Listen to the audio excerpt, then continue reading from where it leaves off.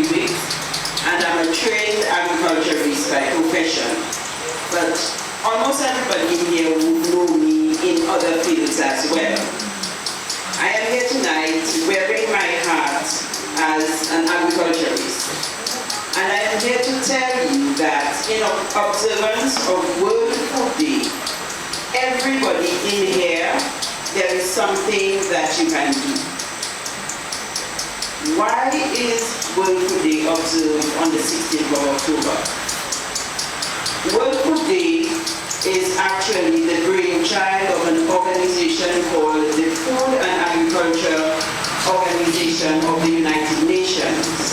And that organization was started on the 16th of October, many, many years ago. And so, in an effort to commemorate their anniversary, they came up with this wonderful idea when people all over the world stop and take stock as to what is the situation with food all over the world.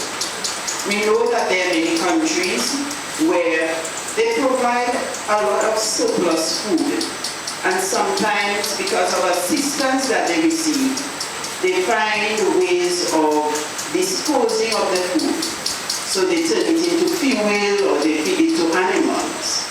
In other parts of the world, we see, as we look on TV, we see that there are many people who are starving and who are hungry. So you see that somewhere there is too much and somewhere else there is too little. Let us look at our situation in Dominica. Does everybody have a plate of food to eat every day? Not always. Sometimes people complain that they do not have food, and that is not true. They may not have what they want to eat, but they have something to eat. But there are sometimes situations where some people have nothing. And around the time that I was growing up as a child, we lived in communities where everybody looked out for each other.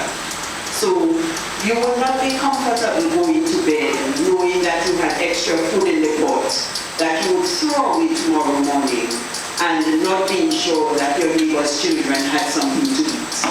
But now we are growing selfish. We will throw things away. We will give it to our dogs and our cats. Some of our pets eat better than our neighbors. And now is the time that we need to take stock. Sometimes we complain a lot. So when Mrs. Lambert comes to talk to you, she will be talking about the value of the different types of food. And when she mentions that we need to add more vegetables and fruits to our diets, the songs that we hear people singing, oh, these things are so expensive. But are they really expensive?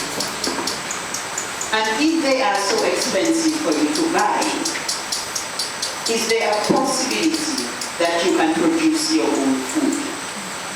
So I am quite elated when I heard Alicia say that one of your projects is establishing a jardin Baha'i. I am hoping that establishing that jardin Baha'i, it will be like a demonstration plot so that everybody will go home and establish their own little garden.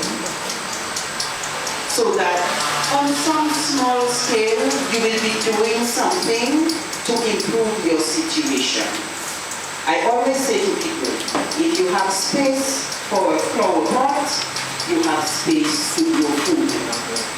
You have a concrete yard, that is not a problem. The old newspapers that nobody finds any value in, you can put it down on the concrete yard, put a little bit of soil on it, and it will rot away and give you material that you can grow food in.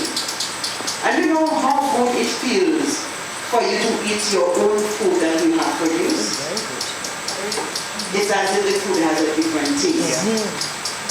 Now this year, the thing that is chosen for the observance of World Food Day is sustainable food systems for food security and nutrition.